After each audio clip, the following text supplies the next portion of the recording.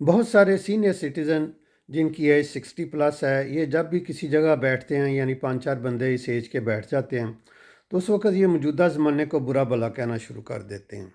اور اپنا جو ان کا بچپن کا زمانہ ہوتا ہے اس کی بڑی تعریفیں کرتے ہیں۔ جی اس وقت تو بڑے نیک لوگ ہوتے تھے، بڑے مخلص لوگ ہوتے تھے، اور ہمارے ٹیچر بہت اچھے ہوتے تھے، ہم ٹاٹ کے اسکولوں پر پڑھتے تھے، ہم سائیکل پہ اسکول جاتے تھے، پھر ہم کالج بھی ویگن میں وہ کبے بن کے جاتے تھے کیونکہ ٹرانسپورٹ کا ذریعہ نہیں ہوتا تھا، یا بس کی چھت کے اوپر چڑھ کے جاتے تھے، یا ریل گاڑی کے ڈبوں کے پیچھے لٹک کے جاتے تھے۔ یعنی اتنی باتیں بتا کے بھی پھر وہ کہتے ہیں جی وہ زمانہ بہت اچھا تھا۔ اب اس کے ساتھ ہی پھر وہ جب موجودہ زمانے کی برائیاں کرتے ہیں تو پھر یہ بھی کہتے ہیں میری بیوی بہت اچھی نہیں ہے، یہ ٹھیک نہیں ہے، میری اولاد ٹھیک نہیں ہے، میری ماں بہت اچھی تھی، میری ماں کے کھانے بہت اچھے تھے، اس کا پراٹھا بہت اچھا تھا،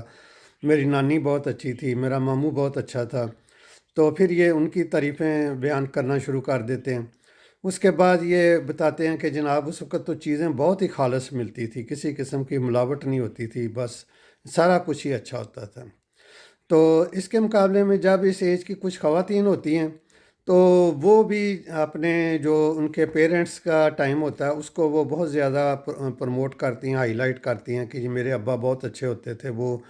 ہمارے لیے بوری بھر کے چلگوزوں کی لے آتے تھے، اور جناب مونگ پھلی تو کبھی ختم ہی نہیں ہوئی تھی، اور اس قسم کی سٹوریاں بہت سناتے ہیں۔ اور وہ مطلب یہ ہے کہ ہر بات کو بڑھا چڑھا کے کافی اچھا کرتے ہیں، اور پھر یہ کہتے ہیں تمہارا جو یہ پیو ہے نا یہ تو بڑا ہی بیکار آدمی ہے، یہ تو ہر وقت لڑتا ہی رہتا ہے، یہ ایسا ہے، یہ ویسا ہے، یہ فلاں ہے، یہ ٹینگ ہے۔ اب جب ان باتوں کو حقیقت میں دیکھا جائے تو جس زمانے کی یہ بات کر رہے ہیں اس زمانے میں تو آٹا لائنوں میں ملتا تھا، راشن ڈپو بنے ہوتے تھے، ہر فیملی کا ایک کارڈ بنا ہوتا تھا، اور فیملی کے ممبرز کے حساب سے 5 کلو یا میکسیمم 10 کلو آٹا ہفتے کا ملتا تھا۔ چینی بھی اسی طرح 1 کلو صرف ہفتے کی ملتی تھی، یعنی بازار میں نہ آٹا دستیاب ہوتا تھا نہ چینی دستیاب ہوتی تھی۔ اور دیسی گھی جو ہے وہ تو بالکل ہی نہیں ملتا تھا، اور جب کہیں گاؤں سے آتا تھا تو لوگ شکایت لگاتے تھے جی اس میں تو ڈالڈا گھی ملا ہوا ہے، تو ڈالڈا گھی اس وقت جو تھا وہ انٹروڈیوس ہو رہا تھا، اور کمیونیکیشن کے وسائل ہوتے ہی نہیں تھے، یعنی لوگ ویگنوں میں کبے بن کے یا بسوں کی چھتوں پہ چڑھ کے یا اس قسم کی چیزوں پہ سواریاں کرتے تھے،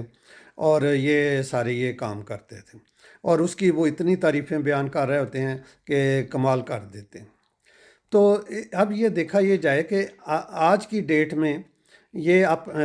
جو ہوتا ہے اپنا جو چیزیں ان کو موجود ہوتی ہیں، یعنی ایسے لوگ جو فارچونر میں سفر کر رہے ہوتے ہیں، یہ جن کی میں بات کر رہا ہوں، یا ان کے پاس بڑی بڑی گاڑیاں، بڑے بڑے بنگلے ہیں، ان کی یہ تعریف نہیں کرتے، نہیں جی یہاں وہ سکون نہیں ہے جو وہ گاؤں کے جا کے جنگل میں کسی حویلی میں بیٹھ کے جناب ہم گنے چوستے تھے تو بڑا سکون ملتا تھا۔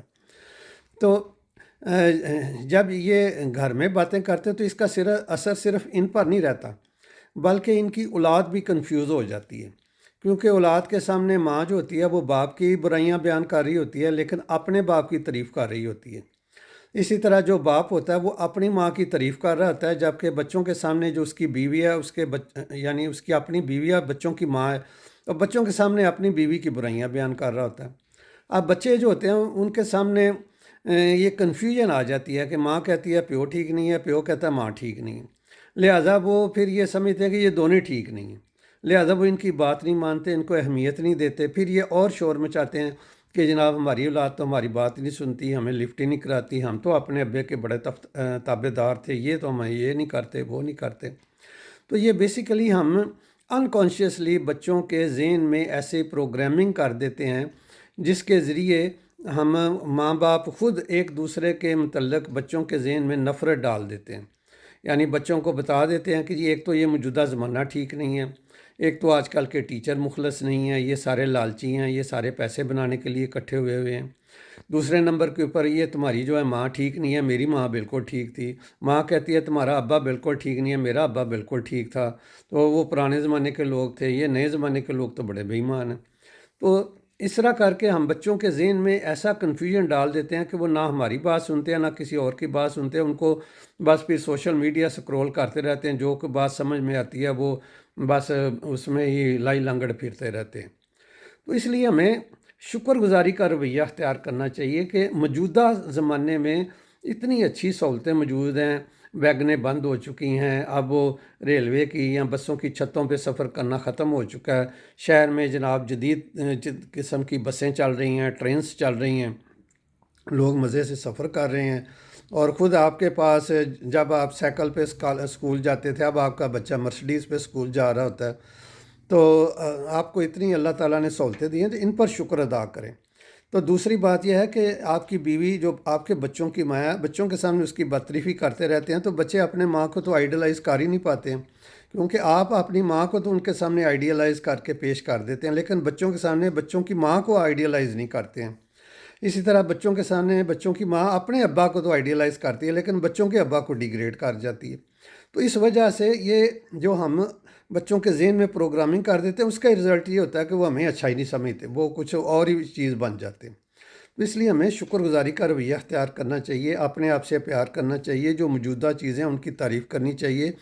और बच्चों के सामने अपने बुज़ुर्गों की बजाय जो सामने मौजूद है, बच्चों की माँ, उसकी तारीफ़ करें, जो बच्चों का अब्बा सामने मौजूद है, बच्चों के सामने उसकी तारीफ़ करें।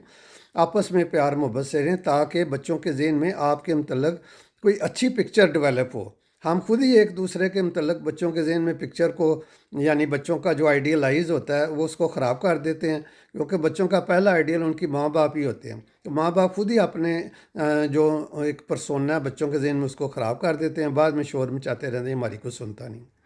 इसलिए बजाय इसके कि आप माजी में जाके ज़िंदगी बसर करें, आज की डेट में ज़िंदगी बसर करें, और आज जो सहूलतें मौजूद हैं उन पर अल्लाह का शुक्र अदा करें, और बच्चों के सामने आज के ज़माने की और अपने सामने जो मौजूद उनकी बच्चों की माँ है, जो आपकी बीवी है, या बच्चों का बाप है, जो आपका शौहर है, उसकी तारीफ़ करें। तो इस तरह आप एक बेहतर नस्ल तैयार कर सकेंगे। आपके बच्चे फिर आपकी रिस्पेक्ट करेंगे, आपकी खिदमत करेंगे, और आप ख़ुद भी पुरस्कून होंगे।